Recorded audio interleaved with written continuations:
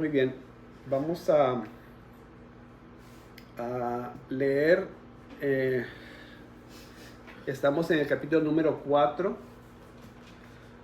y vamos a ver un poquito del contexto para poder continuar. Creo que nos quedamos en el capítulo, en el versículo 22 y 23.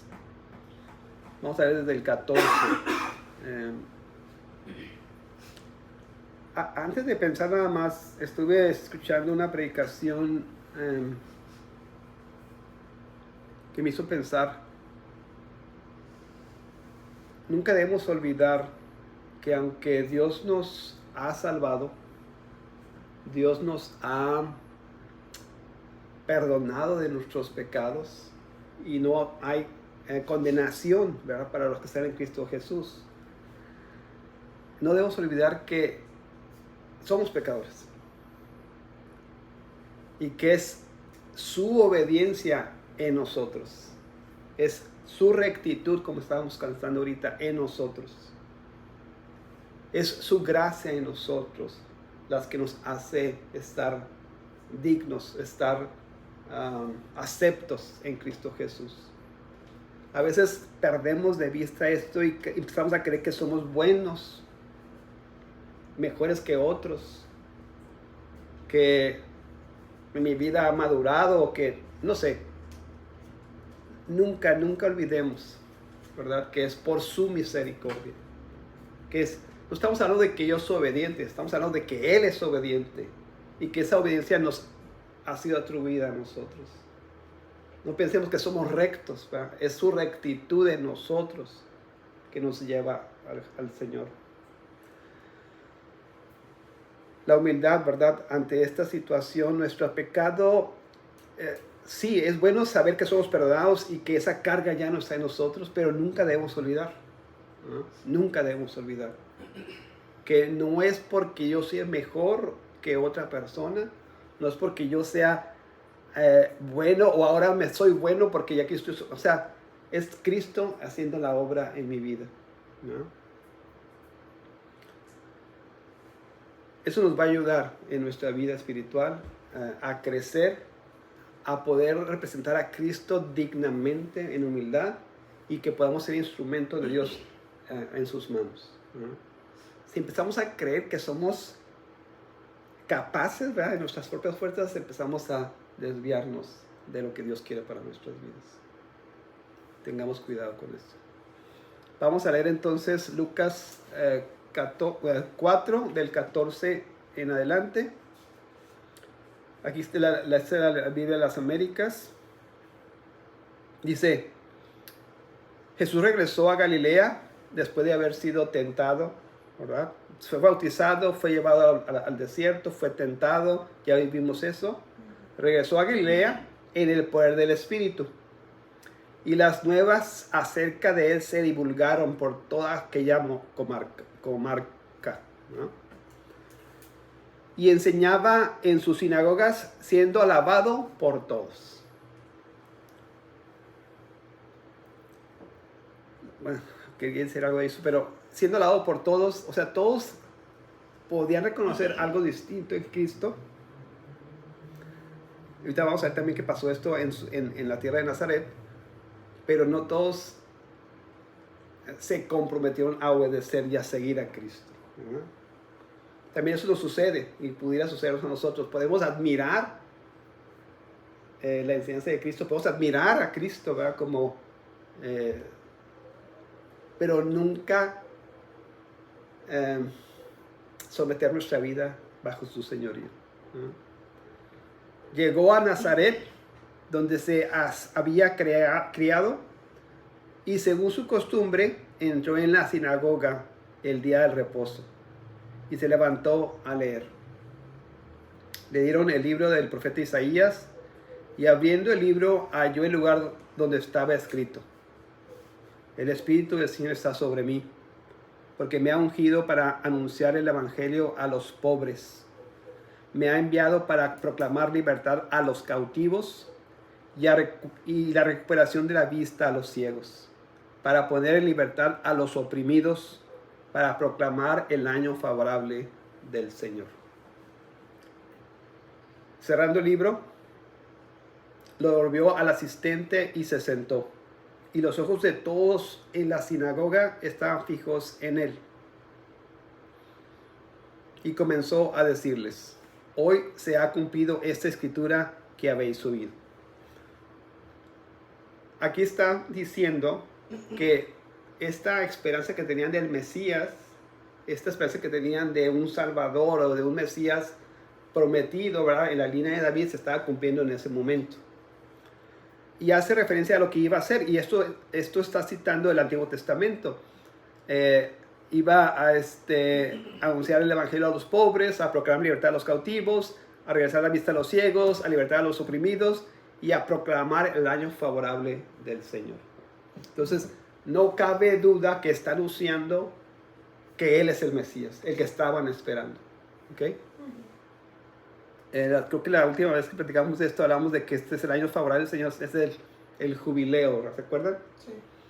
Que es el año donde el Señor perdona las deudas o estableció, ¿verdad?, para la economía de Israel, que después de 50 años se perdonan todas las deudas, se liberan todos los esclavos, y esto es lo que está significando aquí mismo. En el contexto de los judíos entendían lo que significaba esto, el año favorable del Señor, el año del jubileo. Y Jesucristo no está hablando aquí físicamente, está hablando espiritualmente, ¿verdad? Es el año en que va a haber, se va a esparcir estas buenas nuevas de perdón, donde van a ser liberados los cautivos, donde van a ser abiertos los ojos, donde ya no va a haber esta opresión. Es lo que está diciendo.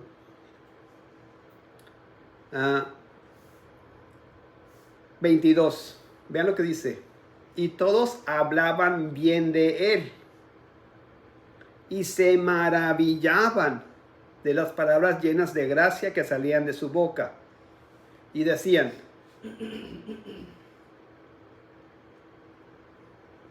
¿no es este el hijo de José? Creo que fue lo último que vimos. Sí. La reacción de estos hombres, de esta sinagoga, ¿verdad?, de los que estaban presentes, era una de maravillarse.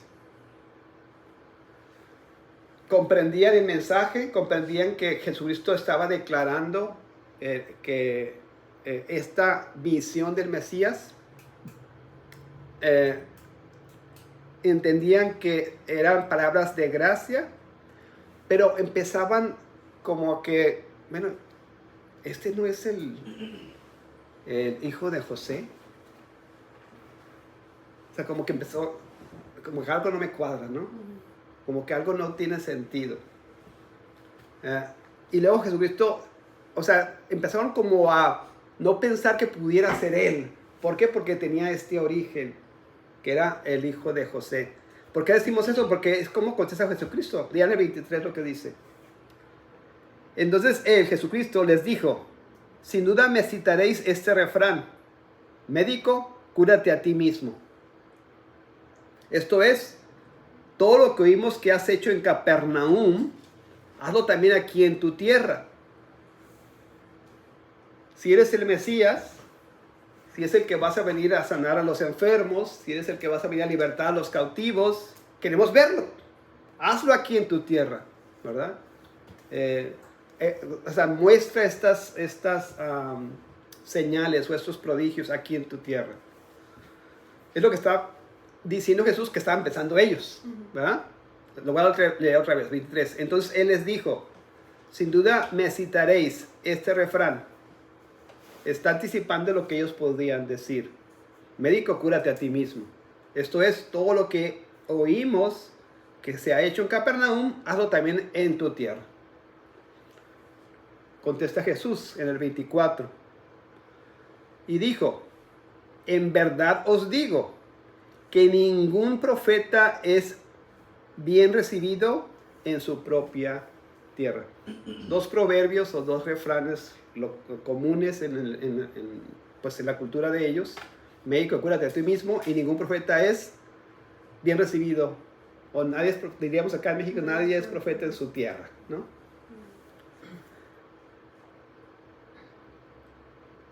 25. Pero en verdad os digo. Y va a decir algo apoyando lo que están pensando ellos, y luego va a haber una reacción drástica de los oyentes. Tenemos que entender por qué. Vean lo que dice el 25. Pero en verdad os digo, muchas viudas había en Israel en los días de Elías. Este es un profeta y está haciendo ejemplos de profetas. ¿Ok? Pero en verdad os digo, muchas viudas había en Israel en los días de Elías, cuando el cielo fue cerrado por 3 años y 6 meses. Elías oró y dejó de llover por 3 años y 6 meses, ¿no?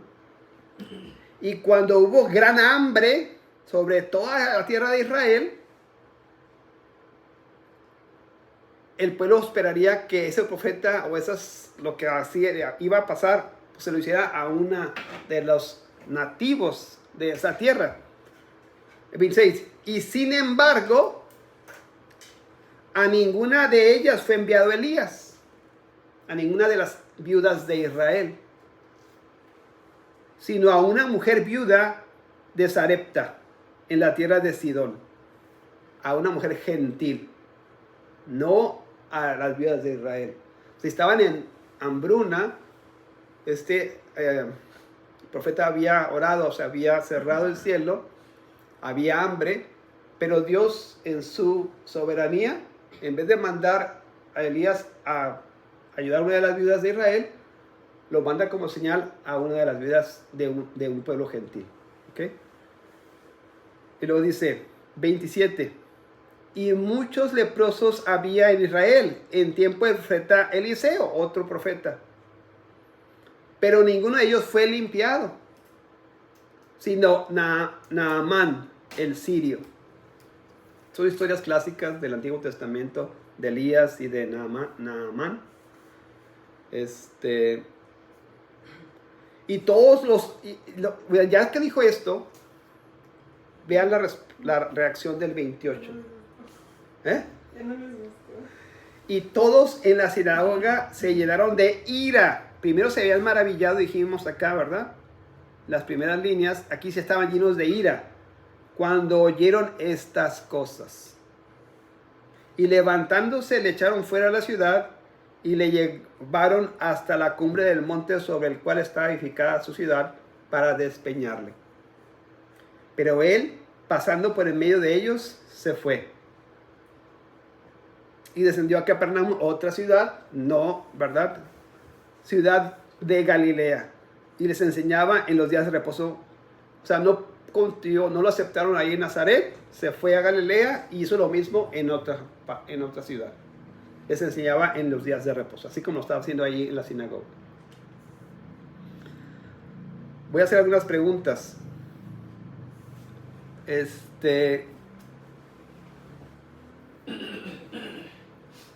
el 22.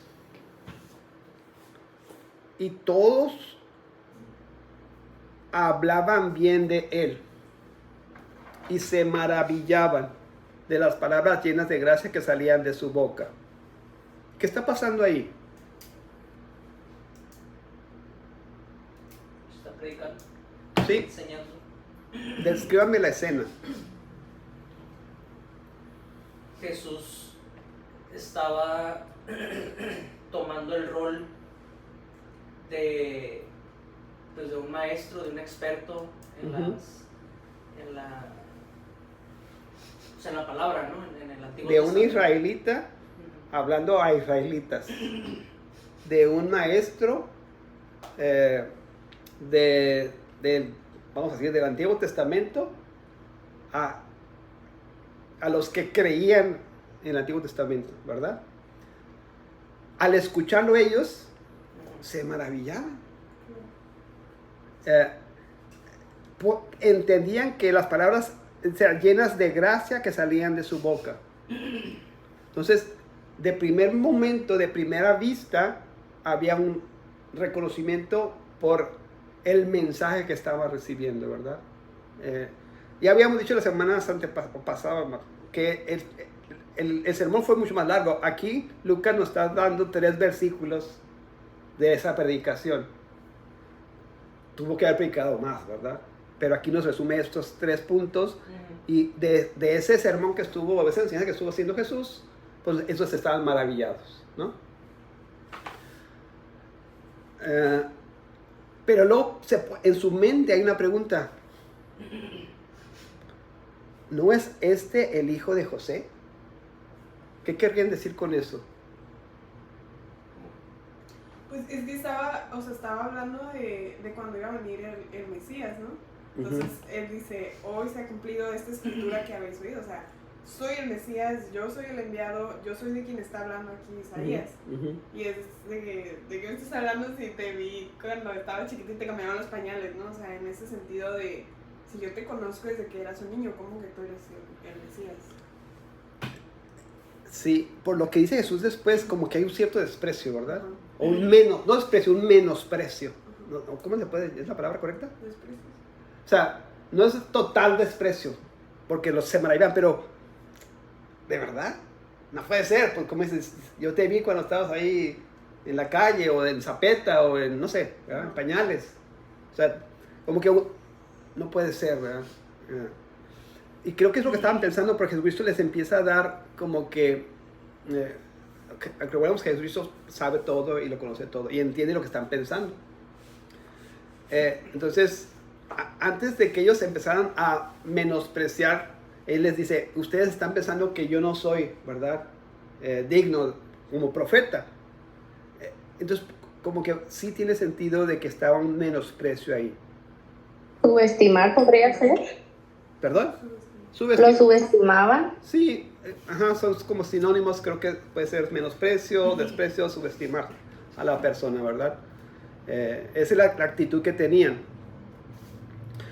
También empieza a tornarse la conversación de maravillados a agresivos. ¿Por qué el cambio? ¿Qué está diciendo Jesucristo del 23 al 28? Porque les está diciendo que su venida no era para ellos, era para los gentiles. O sea, Jesús sabía que Israel lo iba a rechazar, o sea, que los judíos se iban a voltear, lo iban a hacer a un lado. Él sabía todo esto, entonces Jesús les está diciendo, pues es que yo no los vine a ayudar a ustedes, vine a traer a los gentiles, a ayudar a los gentiles como los profetas fueron mandados a ayudar a los de afuera. Sí.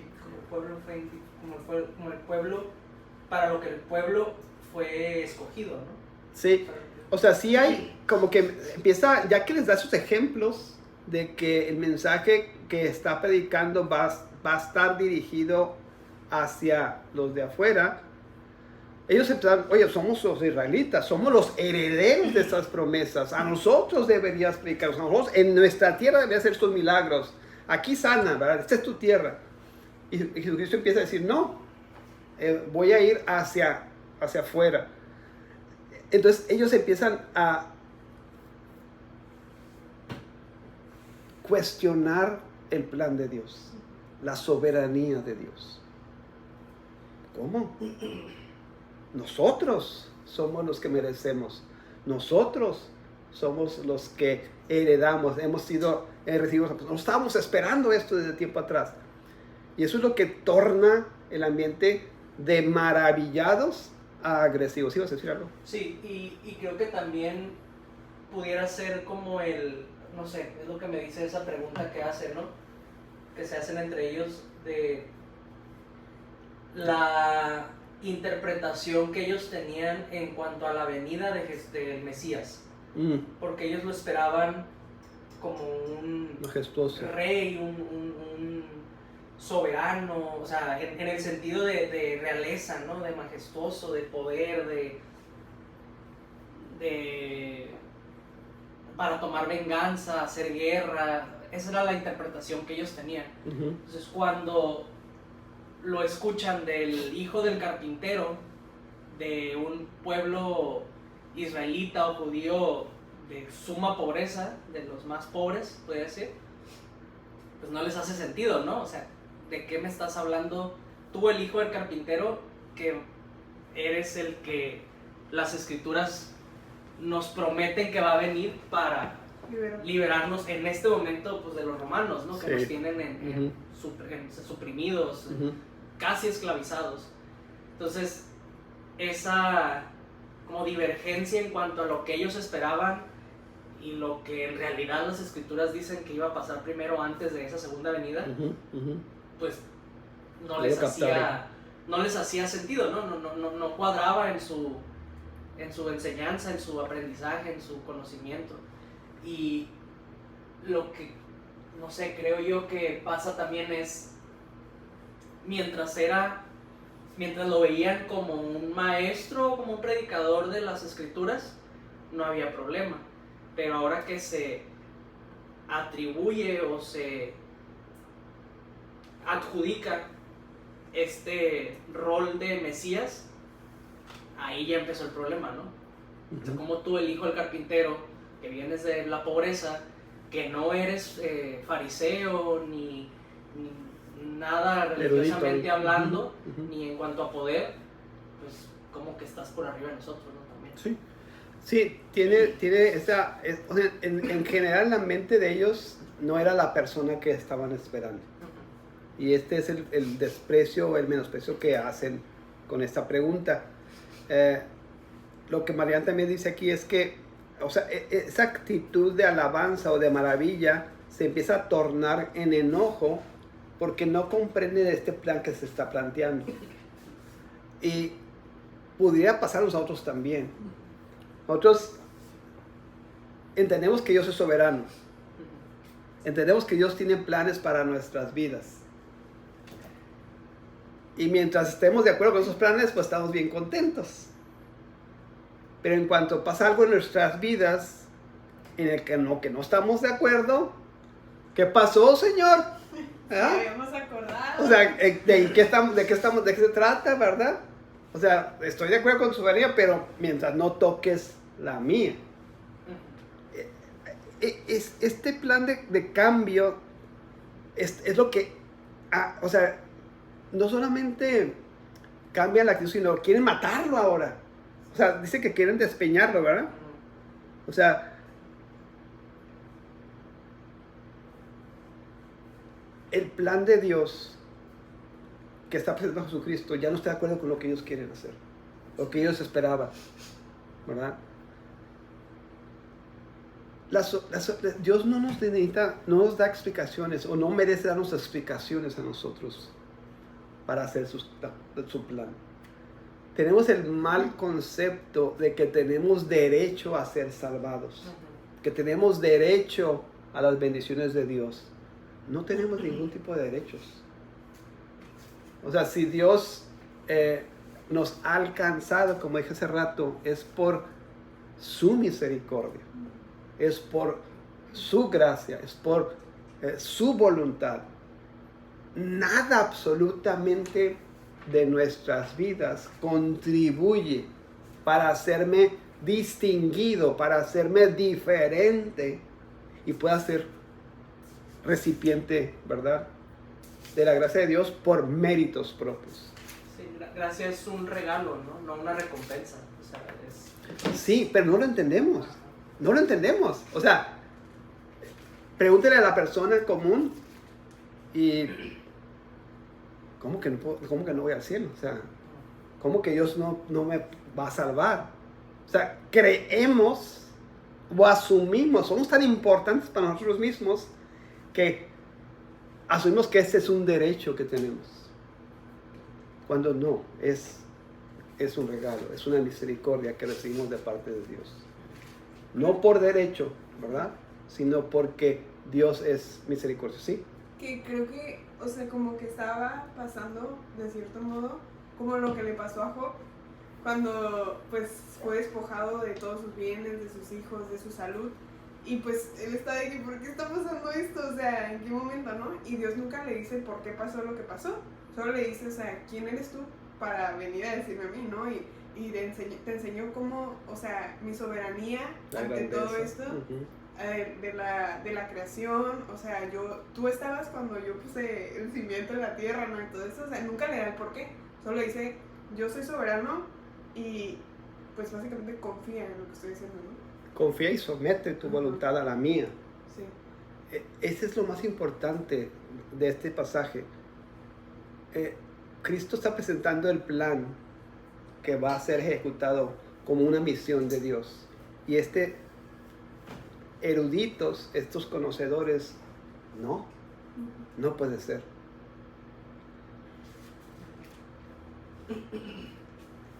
Bueno, ahorita vamos a dar una notita de eso. Ya para ir a las notas ahorita que traía, Jesucristo, algo que resalta aquí, algo para mí, es que Jesucristo es el mejor predicador del mundo. ¿Quién dice amén a eso? Amén, ¿verdad? Es el modelo. Y su audiencia lo quería matar. Lo quería matar. Y no se convencieron del mensaje. No aceptaron el mensaje que traía Jesucristo. O sea, en términos pastorales o religiosos, diríamos, Jesús no. ¿Sabes qué, Jesús? A tu lado. Déjame explicar a mí. No está convenciendo a la audiencia. No está llevando el mensaje para atraer a las personas, ¿no? Pero Jesús no se inmuta por eso. O sea, él estaba predicando aquí y lo rechazaron, lo querían matar. Bueno, pues me quiero matar y me voy a ir a otro lugar. Y se fue a Capernaum y siguió enseñando allá. O sea, no es como que en el modelo de predicación de Jesucristo no tuvo mucho éxito en el sentido que nosotros hubiéramos creído o hubiéramos esperado, ¿verdad? Porque en todas sus explicaciones era o estás loco o estás que queremos matar o lo quieren apedrear o sea, no es un predicador que complace a la gente que está ahí. Es un predicador que nos da el mensaje de Dios, nos da el plan de Dios, nos da la voluntad de Dios. Y también esto nos ayuda a entender que dos cosas, como oyentes, ¿verdad?, de los maestros, de los predicadores, debemos tener, pues, tenemos que tener cuidado, ¿verdad?, de no menospreciar el trabajo que están haciendo. Y también como predicadores, no desanimarnos, ¿verdad? En un caso que vamos, que el grupo no esté creciendo o la gente pues no entendió la primera, no entendió, o sea, la mención, lo que Jesucristo quiere que hagamos es que permanezcamos en este proceso de enseñanza como oyentes y como maestros también, como predicadores y como los que escuchan, independientemente de los resultados. Porque vale la pena esto que estamos predicando, vale la pena Jesucristo, vale la pena esta enseñanza. No siempre va a traer los resultados que esperamos. Puede ser con la familia. O sea, estaba pensando también, a veces queremos ir con la familia, llevamos el mensaje de salvación y estás loco. No, eso no es cierto. O sea, no es... Pero lo que Dios nos pide es que permanezcamos siendo fieles. La perseverancia es en sí mismo un ejemplo de lealtad y es un ejemplo de valorar lo que estamos enseñando, independientemente del resultado, ¿verdad? O de la opinión de la persona a la que estamos tratando de enseñar. ¿Ibas a decir algo? Iba a preguntar algo. Uh-huh. En este momento del tiempo, en el ministerio de Jesús, esta es la primera vez que él, de su boca, públicamente, se identifica como el Mesías. Uh-huh. Pero ya, anuncios. Uh-huh. Pero ya previamente él había realizado milagros, por eso es lo que nos dice arribita, ¿no? Sí. Entonces, el problema aquí fue... Esto lo está haciendo ahora en su tierra, es la diferencia nada más, en su tierra natal.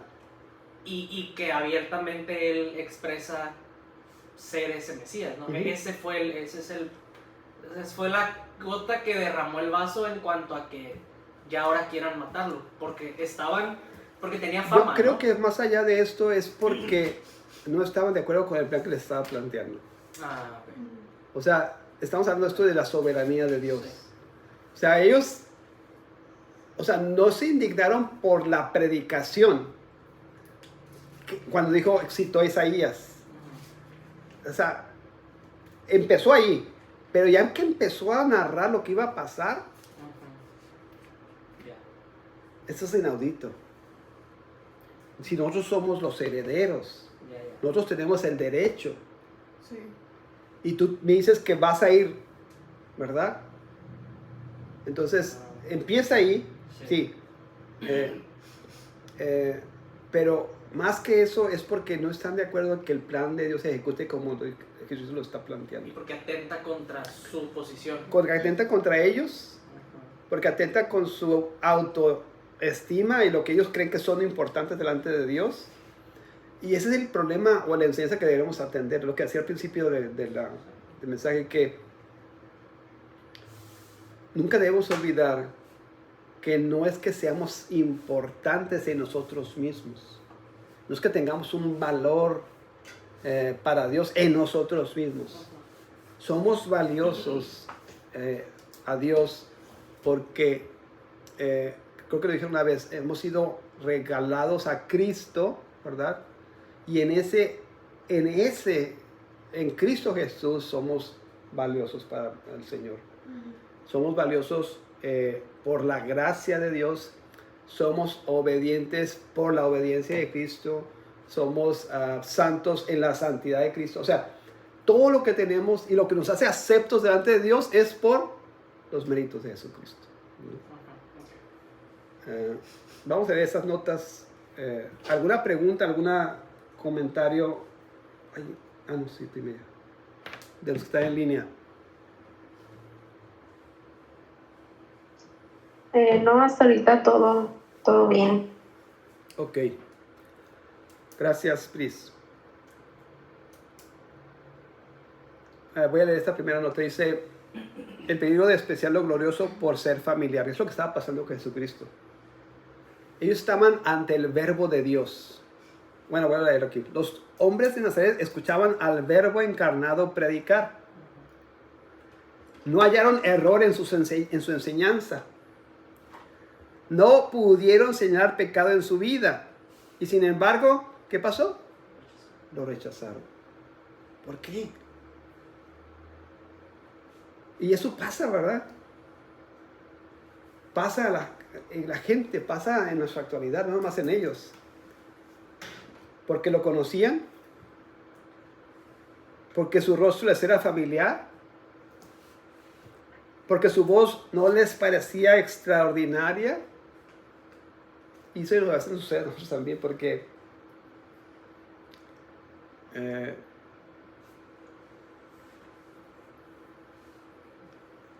cuando escuchamos a alguien que es muy familiar, pudiera pasar, es mi papá. ¿Qué? Mi papá. ¿No? No digo que sea, espero que no. Pero pudiera decir, pues es mi papá, o sea, ¿qué le voy a, o sea, de qué me quiere hablar? Esa familiaridad a veces pudiera, ¿verdad?, desviar nuestra atención. Eso estaba sucediendo con ellos.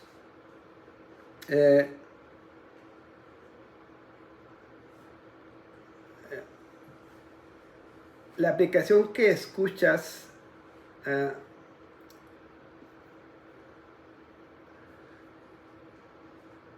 estaba tratando de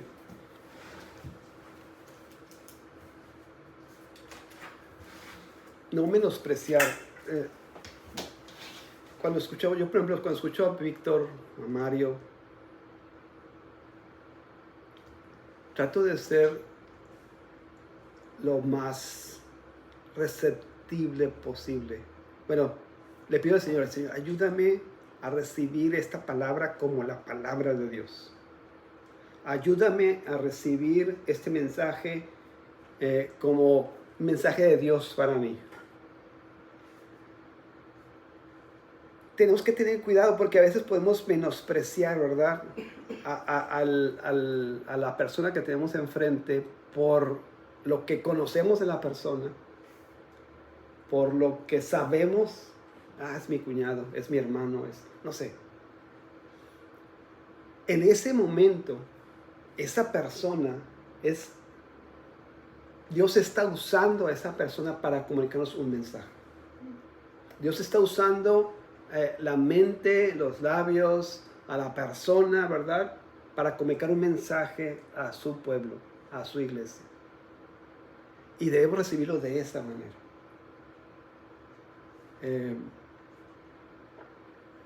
Tenemos que ser cuidadosos, pues, en no menospreciar, porque es común, lo escucho todos los días, o ya me lo había dicho antes, o sea, eso tendemos a hacer, tengamos cuidado, ¿verdad? Aunque sea familiar, estemos atentos, recibamos el mensaje que estamos escuchando, porque es el mensaje de Dios. Bien.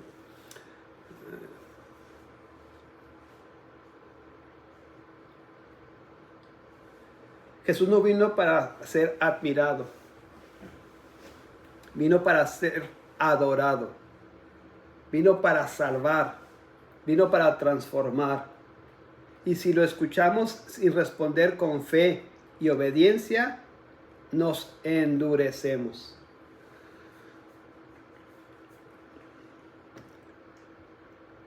Cuando estamos, eso me ha pasado a mí, yo lo confieso como o sea, como pecado, que nuestras mente, nuestras ideas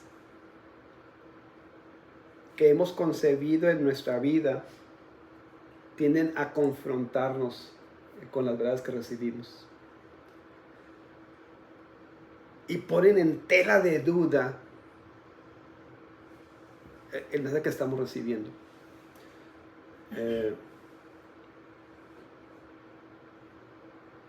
A veces en los temas que pudieran ser controversiales,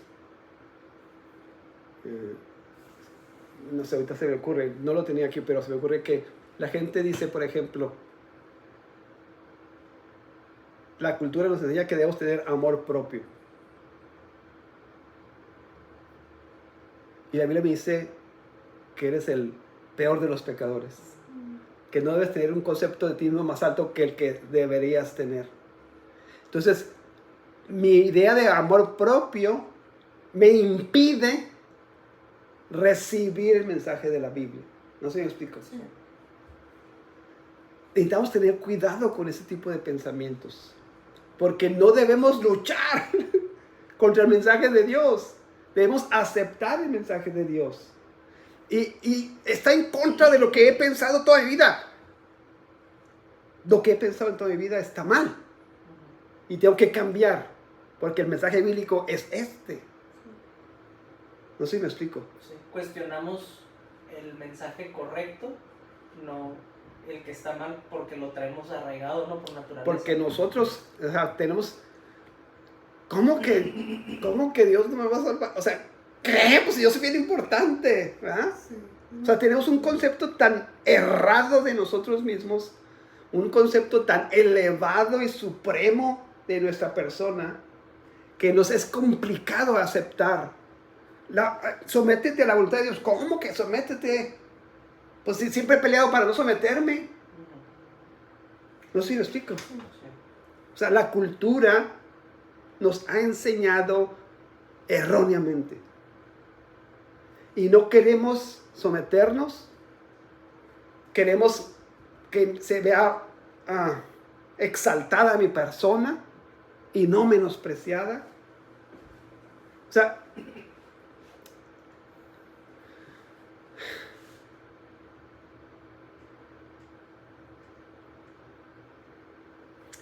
bueno, ya no quiero. El otro párrafo dice: no nos conformemos con escuchar bien, clamemos por corazones que respondan bien. Es lo que necesitamos hacer. Hemos escuchado 1, 5, 10, 100 veces. Leen la palabra. Y lo sabemos. Pero no hemos respondido correctamente. Hemos escuchado 1, 5, 10, 100 veces, sé obediente a Dios. Pero nuestro corazón no ha respondido.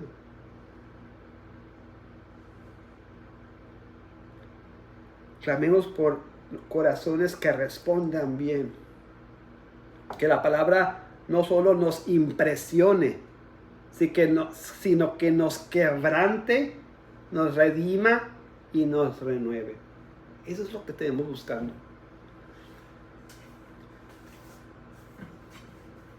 O sea, sí nos asombramos, ¿verdad? por la elocuencia de las personas que predican, claro. Pero eso no es lo importante, ¿verdad? Lo importante es aceptar el mensaje, vivir el mensaje. O sea, que esa palabra nos quebrante. Y no simplemente evaluarla, ¿verdad? en su nivel intelectual o en su nivel elocuente. Tendemos a hacer eso muy frecuentemente.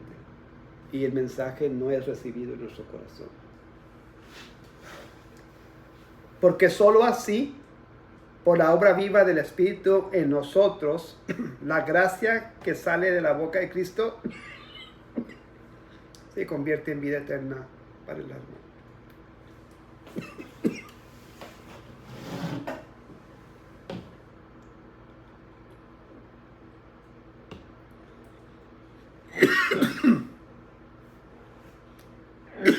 Pregunta.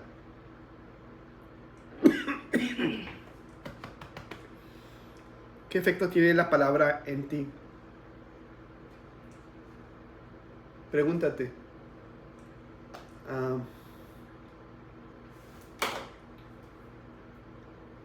Algunos de nosotros tenemos 25, 28 años. Algunos tienen menos. Pero qué impacto, ¿verdad? Ha transformado mi vida. Rico mi vida por la enseñanza bíblica. Mis metas, mis anhelos, mis deseos son bíblicos.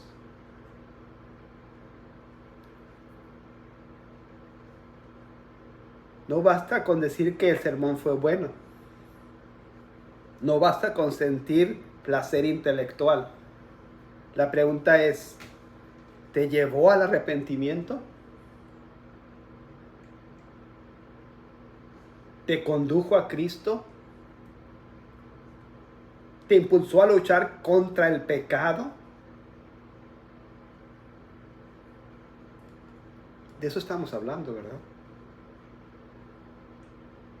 No de ser más inteligentes, no de ser más cultos, no de ser más conocedores de las verdades bíblicas, sino obedecer las verdades, someter nuestras vidas a esa verdad. Ahora con esta herramienta luchar contra el pecado, apartarnos del pecado.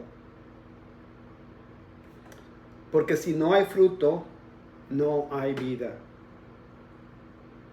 Si no hay transformación, no hay salvación. La admiración estéril es una trampa peligrosa. ¿Es posible estar cerca del reino y nunca entrar?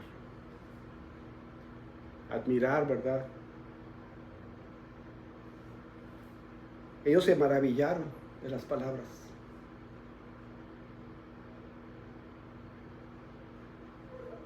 Este hombre, elocuente, maravilloso, conocedor. Y cuando la palabra fue dura, cuando la palabra hablaba de la soberanía, de los propósitos, del plan de Dios para sus vidas, hay que matarlo. Tengamos cuidado, ¿verdad? Tengamos cuidado.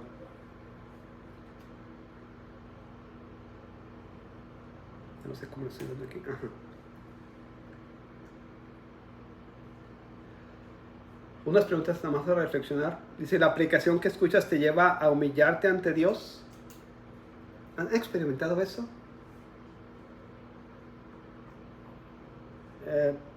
Algo muy íntimo a lo mejor de mi parte, pero ha habido noches, ¿verdad?, en mi vida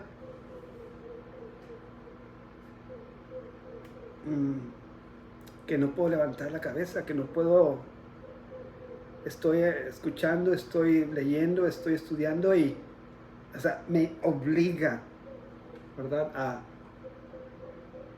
reconocer, ¿verdad?, mi pecado, mi falta, mi maldad. Eso es lo que debe suceder en nuestras vidas. A eso me refería de no olvidar quiénes somos. Es natural, humanamente hablando, como que ya hice los pasos correctos, ¿no? Pues ya quiero olvidarme de, o sea, tengamos cuidado. La humildad es una de las características que distingue al Hijo de Dios. El no creer que somos mejor que otros, el no creer que ya la hemos logrado.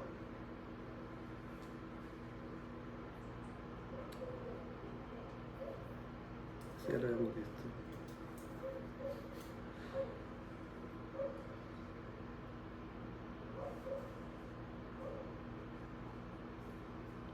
Esa es de la palabra sobre mí. Mira, cuando Jesús recordó a los hombres de Nazaret que Dios envió a Elías a una vida extranjera y a Eliseo a sanar a un leproso de Siria, la congregación o los que estaban ahí en la sinagoga se llenaron de ira.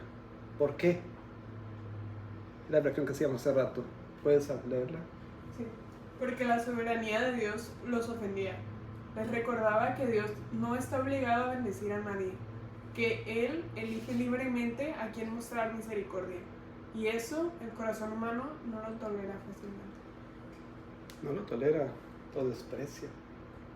Esta es la doctrina que humilla, la doctrina que quebranta el orgullo humano y no nos gusta. ¿Cómo, Señor? ¿Por qué no a fulano? ¿Por qué no a fulana? O porque no a mí, a él sí. Ajá. Y el Señor es soberano. Él no tiene por qué explicarnos. Y yo les aseguro que cuando estemos en la gloria, nos vamos a caer en 20. Es cierto, Señor. Siempre lo hiciste bien. Estabas en lo cierto. Ese era el camino. Me dolió. Me quebrantó. Me humilló. Pero ese era el camino, Señor. Gracias. ¿Por qué hay pueblos que reciben luz? Hay pueblos que no reciben luz. Porque hay personas en una familia que reciben luz y otras que no reciben luz. Es la soberanía de Dios. Y no nos gusta. Batallamos con eso. Y lo que tenemos que es decir, Señor, pues hágase tu voluntad. Ayúdame a entender y estar en este propósito que tú tienes para mi vida y para tu creación. No sé si me explico. Ayúdame a aceptar que lo que me está pasando es la manera que tiene que ser. No. Que si no es así, pues no estoy con Dios, ¿no? O sea, no. Sí, es que Dios nunca se equivoca. Sí, claro. Nunca se equivoca. Dios tiene control. Si no, dejaría de ser Dios. Nos estamos de acuerdo, ¿no? Entonces, todo lo que sucede es porque es lo mejor para nosotros. Y debemos entender eso y someter nuestra voluntad, nuestro corazón, nuestra gozo, nuestra alegría en esa esfera en la que Dios está obrando. cuando nos queremos salir de esa esfera, tenemos disgusto, tenemos miedos, tenemos angustia, tenemos dolor. O sea, en la voluntad de Dios, aún en el sufrimiento, hay paz y hay gozo.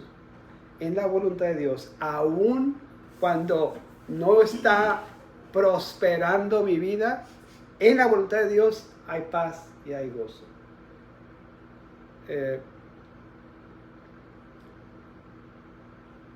Ese es lo que define, lo que caracteriza a una persona que está sometida a la obediencia a Dios. No es sencillo, no es fácil, no es como que, oh, pues lo dices bien fácil, Alonso, ¿no? Yo sé que lo digo muy fácil, no es como que lo que quiero tratar de comunicar es que nuestro corazón, nuestras mentes, siempre nos van a querer alejar de esos propósitos. Porque vamos a decir, no es lógico, no es justo, no es lo mejor. Y lo tenemos que recordarnos es que Dios es el soberano de su creación. Dios tiene propósitos que no entendemos en esos momentos. Pero Él es más sabio que yo. Él es más santo que yo. Él es más justo que yo. Él es más bueno que yo. Y poder someter nuestra vida, ¿verdad?, a este Dios que conocemos.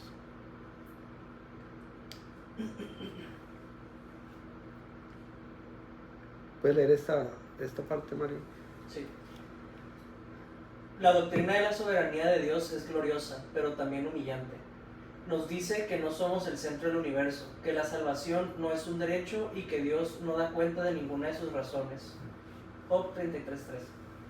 El hombre natural odia esta verdad, pero el corazón regenerado se postra y dice: sea exaltado el Señor, que hace todo según el consejo de su voluntad. No entenderemos todo, pero la soberanía de Dios es la única explicación suficiente para por qué unos creen y otros no, por qué unos pueblos reciben luz y otros permanecen en tinieblas. Y en el día final todos reconocerán que el Dios soberano ha hecho todo bien. Confiemos en eso, ¿verdad?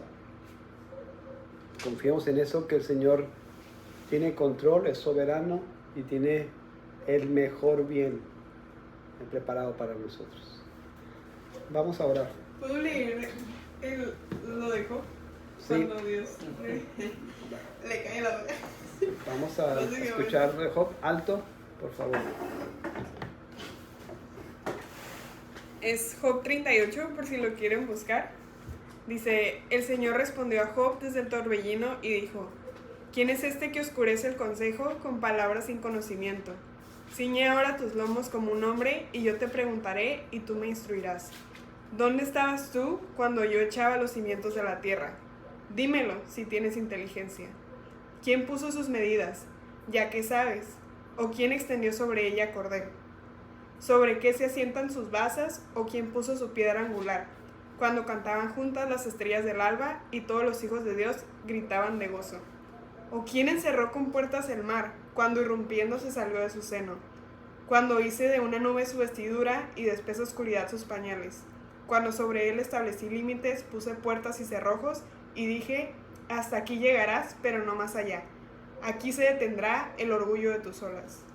¿Alguna vez en tu vida has mandado a la mañana, o le has hecho conocer al alba su lugar, para que ella eche mano a los confines de la tierra, y que de ella sean sacudidos los impíos? Ella cambia como barro bajo el sello, y como con vestidura se presenta, pero es quitada la luz a los impíos, y es quebrado el brazo rebelde. Está muy largo si lo quieren leer, pero Sí. está interesante. Necesitamos aprender eso, a reconocer a Dios como soberano, como creador y sustentador de nuestras vidas, que tiene propósitos para santificarnos, tiene propósitos para hacernos crecer en obediencia, tiene propósitos para que podamos glorificar su nombre en lo que hacemos, en cómo somos, cómo interactuamos. Y Él lo va a hacer. lo va a lograr en nuestras vidas. Y a veces nos va a hacer pasar por fuego para lograrlo. Vamos a orar. Señor, te doy gracias por estas palabras, Señor, sobrias, pero que nos dan claridad, Señor, de quién eres tú. Permite que nuestro corazón sea humillado, Señor, delante de ti, para someter nuestra vida, Señor, nuestra voluntad, nuestro corazón a tu plan, a tu propósito, a tu diseño para nosotros, Señor. Ayúdanos a ser obedientes cada vez más, a poder ser santificados, apartados para ti, Señor, en lo que hacemos, en lo que queremos, en lo que deseamos, en lo que gustamos, en lo que hablamos, Señor, en lo que sentimos, en lo que pensamos. Permite que puedas, Señor, a través de nosotros glorificar tu nombre y que otros a través de nuestras vidas puedan glorificarte, Señor, en tu grandeza, en tu majestad, por lo que haces. No permitas que nuestro orgullo impida, Señor, nuestro crecimiento.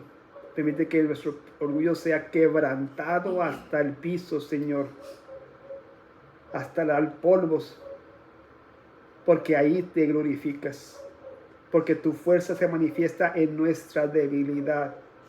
Ayúdanos a entender este mensaje, Señor, contracultural, aún contra nosotros, Señor, contra nuestra propia mente, para que podamos ser edificados en tu propósito, en tu plan, en tu palabra. Te ruego esto, Señor, en nombre de Cristo Jesús. Amén.